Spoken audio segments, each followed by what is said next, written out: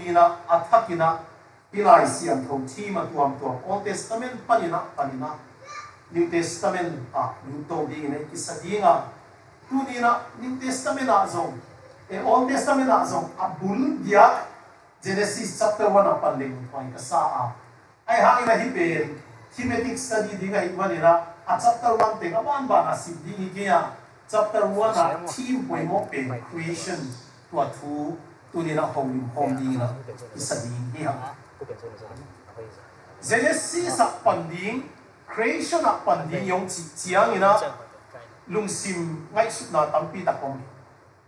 then ina Christian tia ding ina Bible pen ibul pu na hi ichia ai zong ina scientist zalaka som point Genesis chapter 1 gin talo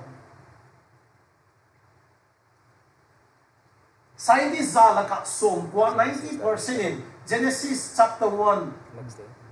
to pasya ni na leitung van tung le asunga omte abol na apian sakna thupe gin talo Tuai malina tu ni na Genesis sapat dingi ciang ina igin na hilai siang thong sunga Genesis sa akigen pasiang kamal ichipen Christian lo te nagin ta ke le bel tutuang hiya ke Christian khatinga kagin ta ke le hilai siang thong kakipata ka hon masapin chapter 1 verse 2 verse 3 creation of nothing kagin ta ke le bel abangan na lai siang thong ting pen bel kamu danong tuang pa chinai Dai mani na Genesis ki hon to kitonin igin na pen ong question pa na Dai mani na tunin na sanggam te hituigen to kitonin na dena scientist ni na ichiang ina adia kina enlightenment apa ina rational thinking ai kele na kapel scientific study scientific research scientific methods na hem pe ongki et chiang ina i creation story debe mi tampi takina ginta kapsaksa mahangyang chirehi lai siang tho sunga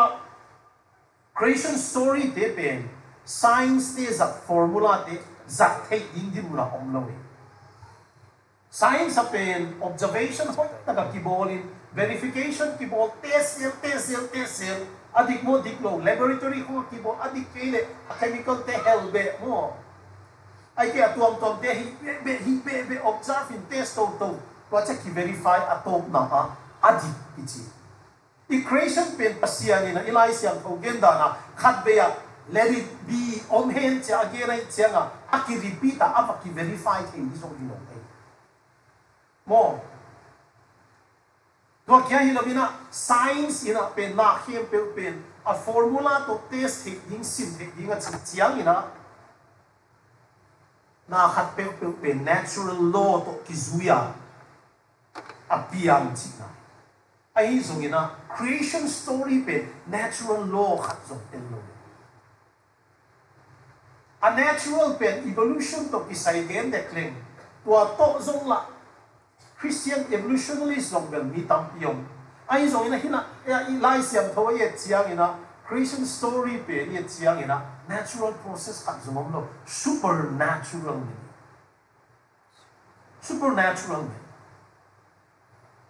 ai zong ina tunina ito kisai gen lai takina ipom masak ni ga yan ma ka de katina ilai siam tho pe science textbook kinowa history textbook kinowa Creation account yung etsia ina science of aki contradicting tampi tapom ay kile mihing ngunta na wa creation adia kina the first Adam pen low home ichi mo Stone Age chi hong mang kigen ya mo history ya Bronze Age hong kigen na wa sia nga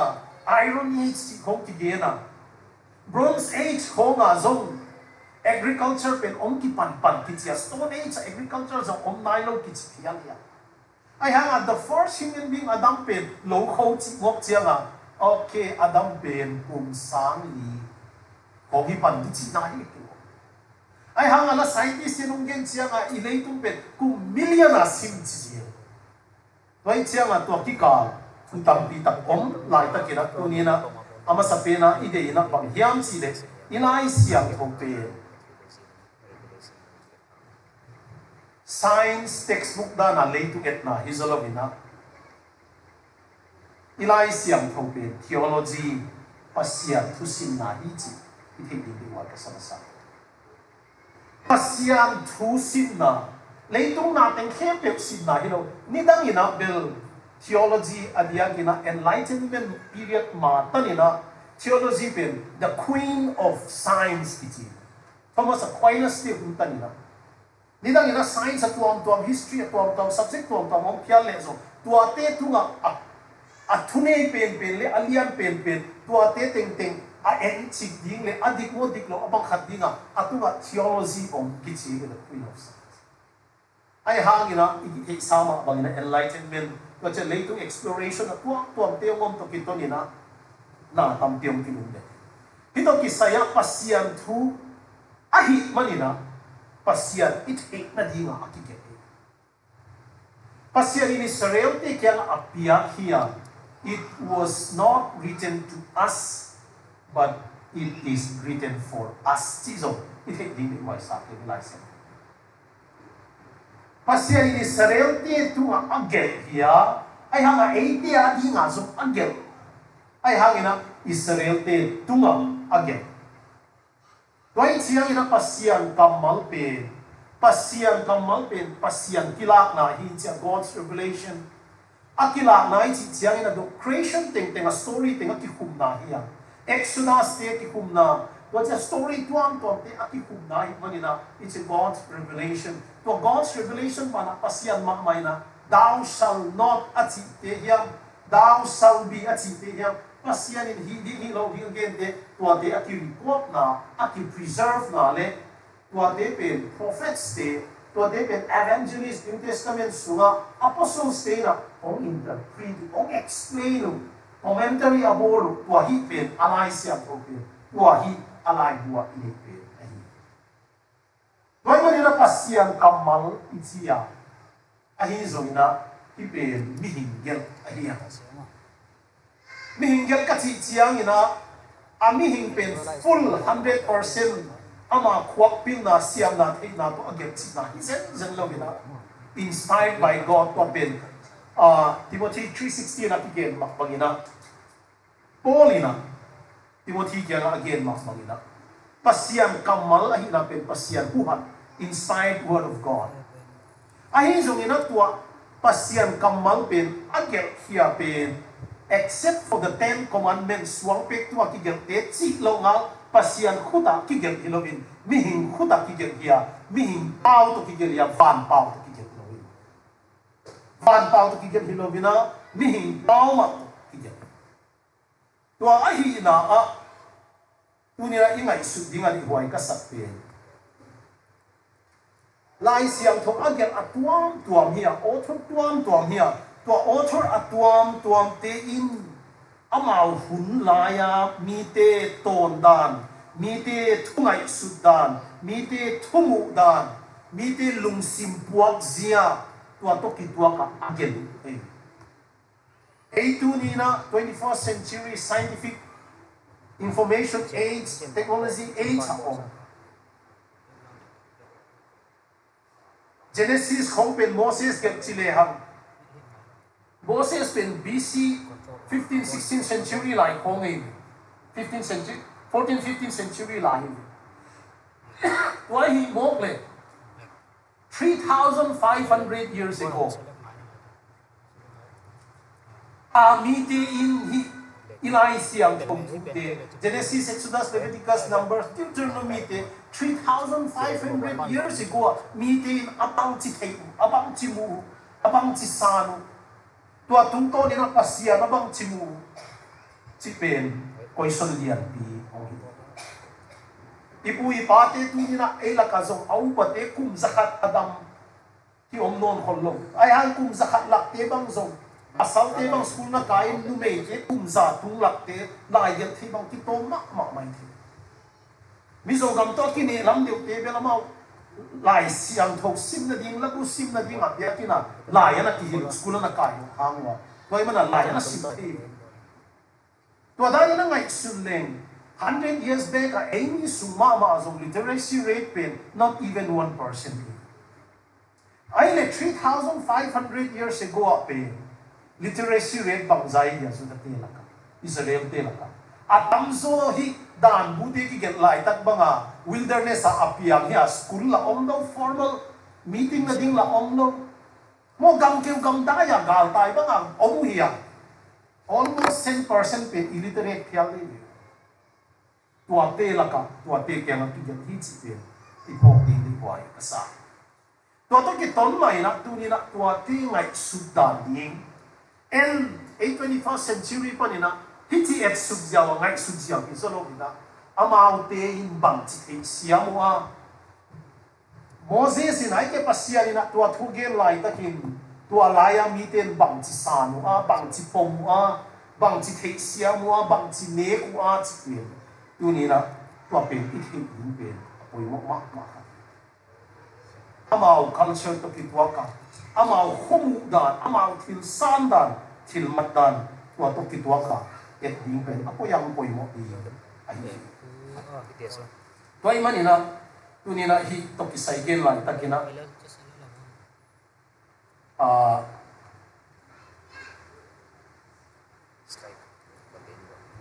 yang sapna creation to gain ding iya hi creation to a zong pen amasa ka dei na bang hiam chi le khoi ta ka lai siam tho siam te nong gen chiang una genesis ko a akigel dan ko ye chiang ina amao pen bang chi da na ong pia nga chi pen sang ina ai kin hi le tu pen bang chi da na ong piang hiam chi te sang ina bang hangina ong piang hiam chi poison kong pe alung simo ong zo hi chi pasian ina bang hanga hi de tu bo hiam abang chi a process kong pe amao kin pe kin me lo hi tua be khilo bina lai sem lo siam tam pi de la gen khat pe hi creation story genesis ichi pe moses ina na gen phial le zong tua hun la ya gam keu gam da ya oma pasian ina suang pe ka piak chi lo Moses lai bu kichi hanga lai siam thong siam tam join bel Moses gel tak ding ati takin kon bang teng hile ama testimony teng ama gen teng mak pen ati record bel hi tua pen Exodus context a background ilai siam thong a background pen Exodus context tua kia hilovina aki compile tua Old Testament 39 books thing pen ong ki compile hun pen exile Babylonian exile lai Exodus bang haksat na wilderness experience ane lai taku to hun lai ta ki compile to hun lai ta ki edit ai na a hi Genesis story pen le Israel te history pen na pi ta ki na ki zo chi lai is hi lai siang tho simma sa pen te na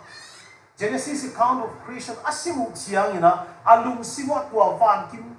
tua banga solar system te pongpen ihin zolo ina alung simu om zopin their own history, their own community. They see their own history. They see their own community chiwe. Why man ina amao identity, amao history, tua chiang ina pasian to akanga akizop na open tua pen tu pi ngai su zo hi chi a tu scientific sa bang chitian mo hi analytical thinking kini he chiang ama bel tua hi analogical ki compare khat pen tua bang hi le tua bang hi le tua chiang tua dana aki compare to tua society a oma hi manuna pasian to ama relationship pasian to akanga akizop now to chiang ina aminam hi now identity to ting pen to hi creation story de pen hi hen even now to ai man ina creation story atu ti pen Genesis chapter 1 verse 2 pe to ai context hi pen den chan so saulo yen dinga mun tam taka ancient Near East adia kina Sumerian, Babylonian, Egyptians, tuate creation story des no akimai maamana tampita ko adia kina chapter 2 verse 2 bang chia chile The earth was formless and void, and darkness was over the surface of the deep, and the Spirit of God was moving over the surface of the water. Pasianin leitung abol chinin. Leitung penina lim le mel nei long chi kya hilogena mun khen khata empty a chi zongom ahang formless and void. I hang the whole picture like some siam hina again formless and void again pen a chaotic nature a buar chuar mo lam kapau mizo pau ko mangile a buar chuar a buai zago lim le mel kichian nei heilo ginalo kingak na kichian nei lo nun ta hak sat na lamet na kichian nei lo na to et sat na to hi formless and void, a chaotic world. Leitung pen lim le me kichian zong nei lo. Ngo, tua kya hilomina tuipi deep omina. Atunga bangsia le huamia lai. Tua pen leitung setchip, leitung ginalo, leitung nyal big big amele tuang zong nei lo. Abuai zago, aginalo, tua hun lai takina pasianina ni khatnina va bo e tunina hi to isaya dena apana ayale lama ahoi mama leo khatpin bangai chile. But the Spirit of God is hovering above the deep. Ai zong ino to abuai cosmos sunga pasiang hapen atunga tunei takina mo bangza takin buai le zo tunei takina om hinji. The ancient Near East creation narrative por khat kong koya ka phone tutong a picture di tom tom Hong Kong bo lai jang le ka phone pa ni na ka en thei ti phiala ka script te abana tu lai ta ka I boy na Middle East something pe ni da nga civilization lian Mesopotamian, Assyrian, Egyptian, Babylonian tem a om na hiya ilai siam thozong hi something ma ong piang hiya abana hibana pena Babylonian tele Mesopotamian tele ana bangkat hi pe 1948 kuma ati discover Mosul Iraq tunai ewa to ISIS te mun bi Iraq se pai tele America ten apan hiat mo to library supana 1948 a British archaeologist khatina hi Enus Elima kichi to hunlai peka athugin ta ule a creation narrative akigen na lai bu abamu hiat khatina to pena kigen chena 2000 BC lai pong dinga agin ta ko hina to pena bang chiai chi ya leito chi pian sat na pen apasian te akido nau hang chi ma apasian tom te mo dala ya khabai le to aksu pen anau bang ginalong de khat hina ai hang hina ama na pasian dang te suksia dingi mina ong kidong chiang chi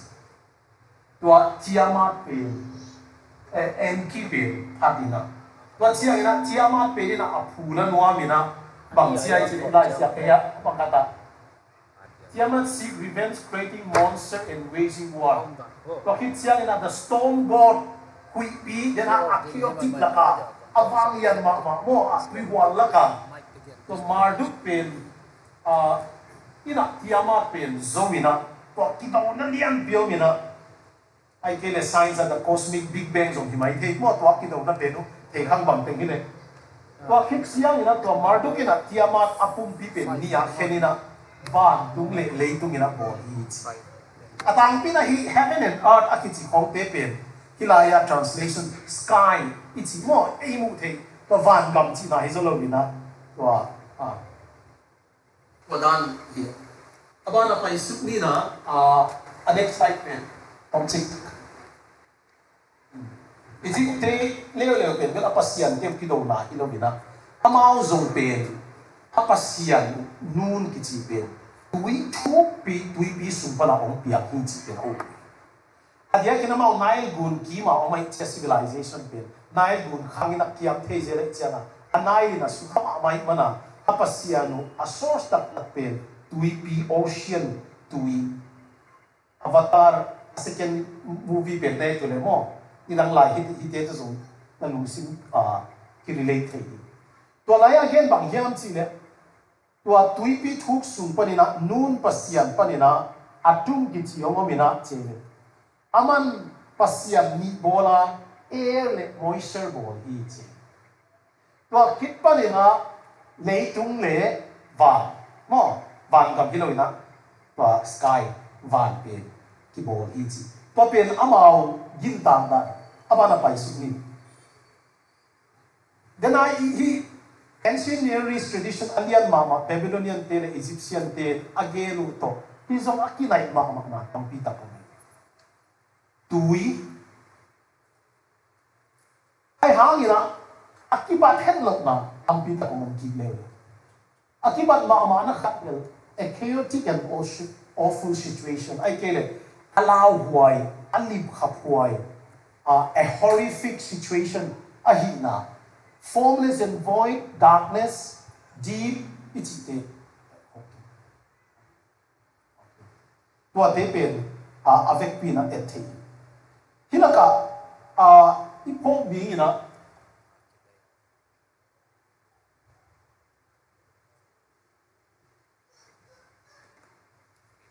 like say thong siam tampi takina hipen adia kina Genesis chapter 1 pen again na Hebrew te kya Israel te kya hilobina ancient Near East te ai kele tua hunlaya mi te na they were more concerned about functional origin of creation rather than the material origins. Leitung kibol hine leitung hanga kibol bang dinga kibol. A kibol dan a big bang it's te pol mo ai kele a evolution it's te pol amao to layak lunglut lo amao cultural river it's being here amao ngai shoot na amao paida na tua te pen atu pi pen hiloi then again mga apen analytical thinking tua science te ong ki introduce apana mathematics ong ki introduce apana tua lung sim ki nei le mang tua lai mathematics sim lo science sim lo chia analytical thinking ki apa ya hikmana na khabe ko bet tan tua da na om dinga ngai chu toy mana leitung na te akipiak sak pen bang zo banghanga leitung ki piansa banghanga ni khat nia va ya banghanga ni nia van dum piom banghani thum nia leitang atwa pina lunglut zo hi chi bang ki chi pata chi ko ngai sun ngeu ngau te hilo hi chi ni khat ni na hi ang ni na pen a context si ka chi man ina kong kong de hi ya ni khat ni na pasia ni na pasia ni na pasia ni ba hom hen chia khowa hom hi wa khowa pasia ni mua hoi sa hi không bị ăn panin không vào kiểm kia hi tua không vào bên ni chia yang bên giàn chi vậy mà nín đi ta ông mình dính sang ông mà tua bên đi khát ni hi đi phok đi khát na sudah bên ni ai siu chiang ina dính sang apa loi đi đi ta apa loi ya ilai siang thua and there was evening and there were morning a sabat new pen a Friday nita ni tumak ki pani toy chianga first day of creation pena nita kramo masa to pena first day apana ki pena te dingina di hoi ka sak mama ka pe atunga enleu chi ya darkness mo deep adia kina darkness pen tu lai ta ni na zong atam zoi khomya kilang lai tua hun lai na doi le kaw hat chi ta ka hat na sa le gal kilu kidel atuam tuam tampiom na gam sa te akilap na takin sun pen ki ven dan di mam zoa zan pen ki ven dan mam lo hi mani darkness ichi pen ina ai et sak ai chi le lao na buai na haksan na ken na mai ba tua address ying ina pasia ni na ni khat ni na tua va light dunia ilai gen ben en science yong te chang ina how can ki chi mo ha ni linia sun moon and star ma hi le hi light pen bang chi bak light hi ni khatin bel cosmic light khat hin te chi na ai ha ina ama understanding about take siam na he enemy masapelu mo he darkness pen he light omom to kitonin to darkness pen he separated aman to pen henina khova khozim khomia ni na khenhia tua tunga tunei na anei akitsinai apana ni na atunga pen so in line na the artist was homeless and void tui mai ya neo chin deep more to water tui pi misiam ke na gelu siang ina tulai ta ka continent sahi ma hele nei mole ida ngana ile tu continent tulai continent ida ngaki bang loi tectonic plate te pen ki hen ei toy manina leitung pen na pi takina ki hen to kya hi loina tsunami ko ka tam pi tak pen ana experience zong himai thi toy ke zong tui pi suwa gan hing liam te ala man zong himai thi tui apa na hin na ana nei ma sawe chianga toy manina a second aki address pen tui e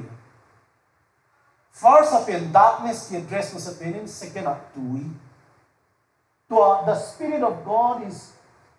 hovering over the surface of the water to a tui pe pasianina henina khatpen van tunga koin khatpen leya van si chi hiam sky abol na tum to ni na to pe hen hi ki chi ani thom nia tui ma guai pi lai tui anwaya tui pe henina leitang lấy kiểu lên túi tua ta ni na khenin tua chiang ina ilai siang thena ba na singte lo hing ti atuam tom piak ni pe creation ni khat ni thum again zelma bangina at be jong ya ke na ka gen kina iboi ma na bel ni khat nya va ko ma hi le ni sa om lo wala khoba om lo hiya ichi pe amao ni khat nia te ni thum a main creation story pe hi va to tui ki hem to leitang to ki to ka hi va pen hi te mai na piai chianga adili ni na le ani khat na pen ki parallel pa ni to ma banga hi atui aki ken na van dumina atung lama tui le anwai lama tui a hen ma bangina atung lama vasa te le anwai lama nga sa te pe ninga ni kichi to ma bangina ani thum nia pe leita la kichi ma bangina ani gup ni na to leita ma ateng mi te to te ong ki ke thei siam ya ya ti ben amao thei siam dan izoina e scientific age sa ong te et dan muk dan thei dan to pen le san dan to pen na ki bang het lo hi chi pen ki mu thi a thu pi ma khat pen pasiani na hi na te abol to ki to ni na pasiani na then again a functional role a origin of the matter sang ina a functional role of it amao lung lut zo hi chi ma bangina pasiani na khowa sorry asiani na khowa abol to pituni na dena khomial le va khen hiya a to ma bangina va la bol to pituni na asiani na tui atung le anwaya khenina to ma bangina pasiani na leita long pian sak to pituni na leitang le leiko tui pi te atwa na khenina singkung lo pa te to bangina pias a hoi ma khat bang hiam chi le krishna pasiani na abol khit te na alung kim ma hoi ma hit it was good mo hoi ma lung kim ma hi na again bang hiam chi le dena yet te be pai lo gen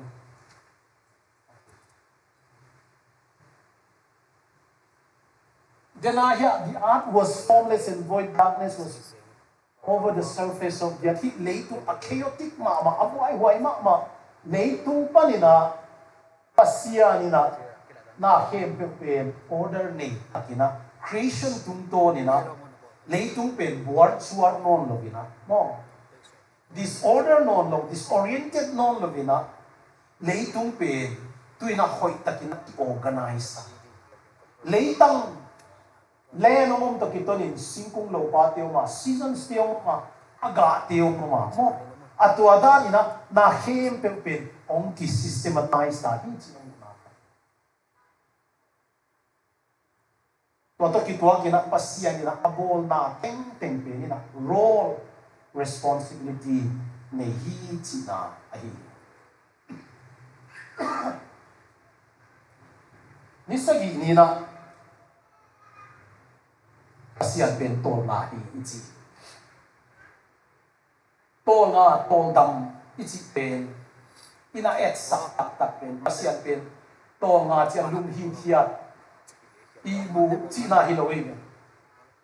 ito pa swin mathai som le khat som ni le kya ta sin kham lung kham van ki kwam mi te ka kya nga ong payun imut no panok kong imu sak ding hin chi lo wi mole Long takina kong imu sak hi thia ding hi chi lo wi tol dam na rest ichi pe having a confidence that you are in the arms of somebody, that you are in the arms of someone who controls the reality tonight. Hileitung natin kempe au pa a control pa ang sunga lungwang kamwang taka om china. Sabat hi ni sagi niya pasyan atol dam na again pen abol natin keep abol natin order hoi takin nei tua pasyan control hi again na. Aba na ithok ding ina pasyan ina hi na abol ina kuam ang kisam lovin. Ama amay akamang to om chia abol ahi. The creation story affirms that God's word mighty in history is also the very powerful God of creation into it. Kaya kina Israel tinading ina asian kamal lai siang tho pasian tutak awang lian ichipe tudang hituan lovin Genesis chapter 1 leitung van tung te apol wama ai leitung van tung teng hem pe abol wama to be kilomina pasian pen dena ancient Near East te creation narrative te to kibang lovina ipasian pen leitunga natin hem pe abol pa namdang te na tuipi te pasian na mulayon nile kha te pasian na mulayon pasian in tua te pen ni niya tuipi bang ahen niya mo nili niya nile kha te pen ama om na ding muna akot hiya pasian tunay na the sovereignty of God to again na zong ipa. What say na to be mama khat pen hi Israel te na hi creation story asim simuna pasian pen ama nun ta na ading ina na hem pe akingak na bun ki wahi na lakhi. Genesis 1:2 asim simuna pasian pen nidang peka Moses sunlai peka aki ho pasian pen to Genesis 1:2 pasian pen akibang ahina mo to be kilovina pasian na Israel minam nama bol pa pen kuadang kilovin leitung van waya o hin abol pa dina abulla mai gen bele mo they identify themselves with their own history, with their own identity ichipe Dahil na creation story ay tutsiyangin. Minama abol pa pasian pen. Midang hilovin. Genesis 1 ang leitung vantung himpe abol pa. Adya kina namnew.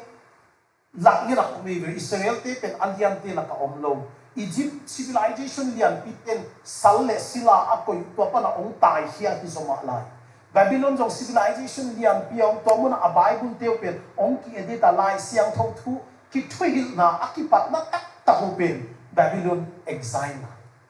Tuwal sumapin minority namnew chika hihango na.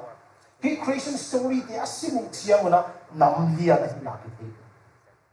Pasyan amaw abol pa ahina tuwapin. Tuwa siya na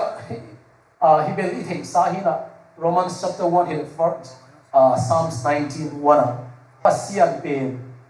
leitung van tunga bol pa ahi na to kitua kina van tungina ama mintan na atupina again na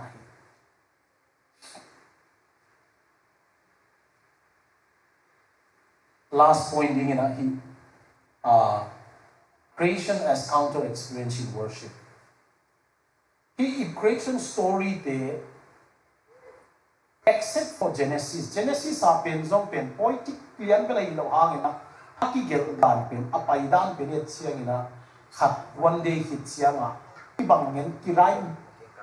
a Hebrew abaka kirai ni poetic taka akigel ai hangina creation story atam zo pen Genesis silo ina Psalms hong in Psalms si pen la patna tua kya hilo ina creation story te yet siang ina hoi takina pasian thupi na again na te pen hilai panina ipok ding ka de na pang hiam chi le ami pin misiam teu na pasian to ki hoa angai suthia tu kiloi pasian ina amau pi a hot dam ge de na ding ina tui pi san akan hit petu Moses le Miriam ten pasian tata la ong sa pasian thupi na a creator hi na to a Red Sea tuipi tu nga thunei pa pen to the chaotic to a sea a thunei pa hi na to a sea Red Sea pen controller Egyptian mighty army te pen a crush pa pen creator pasian na hi na to ai chang hi creation story te pen ong pian hiat na pen in the environment of worship. Philosopher bangangai sun suna ong piang hia hizolovina pasian ong phatung chiangin auto panang Egypte khut supana hongon khepa auto panang hi tuipi te tunga thunei pa auto panang tuipi tunga thunei nanga bol pa le jale athe siam ya nanga bol pa le jale a worship pen sang tong de tua muna aki atam zo pen tua layak ki express chi wai mali na hi creation story te pen a creation take na ding hizolovina pasian it take sem na dinga I Bible pen theological book here theological book hi manin pasian it take sem na dinga ki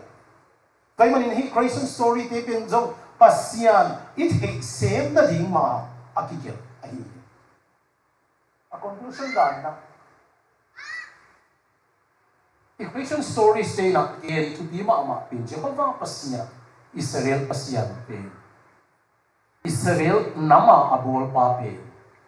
leitung van wai na khen pe abol pa mo ama pen abiyak ta aphat ta pasian ahin na ke ama vanglet na ama chunei na wa ma dang pan pi lovina ama bekina hileitung borina to bekzong hilovina deny again creation a context Genesis chapter 1 verse 2 the earth was formless and void and the deeps covered the surface of the earth and the Spirit of God is hovering about the deep like the water atsi tua panina pasianina day 1 light day 2 water hen here day 3 wetland surface hi dry land tua panina pasianina mihing tia dingina every creation ama bol te pen it's functional mihing tia dinga phatua a abol ahina pen abana kina it is not about the origin of matter more Bible creation story pen adekina Genesis chapter 1 the origin of matter chi sangina how does that fit into it Getting na in pen sa power house le home. House is a structure a building there. Home is na asuma iom na inuntak na pen to pen home pen. Bible na again utak the creation story pen a structure a building a house kila isolowina how a home pen ki build up hiyam to pen again. A home pen bang sila ki-build up here. Why man nila pasya nila to a creation na hitungto nila na hiyem pen. Hiyat na nita kinabolba na Israel tiya dingin kapasyan pen milang kuwat ang hinawin. Leitung van waya na hiyem pen a control a bolba pasyan. And He strengthens and sustains us with His creative work. Tu nila ama chupe. Pasyan chupe. Tu ni dong ina nang lekei ong thahau sak nang lekei ong khamwang sak ong lungwang sak pasian thu pen. It's the same word that created the heavens and the earth. That's the same word mo. Tua akamal pasian thu main. Tua chaotic world abuar chuar leitung pen. Empa abuar pahi cina. At hey siam din tan che topan ang piahenga mabana the creation of human being, the fall of man, recreation cina ni na chapter team ni na creation pen ento lai di na kisadinga dunia pen hichiang hen la question na omle next session mai na gerun la next session chiang dong di session sunga pen ki dong man long di hin manina mo tua ding na kisading hen tua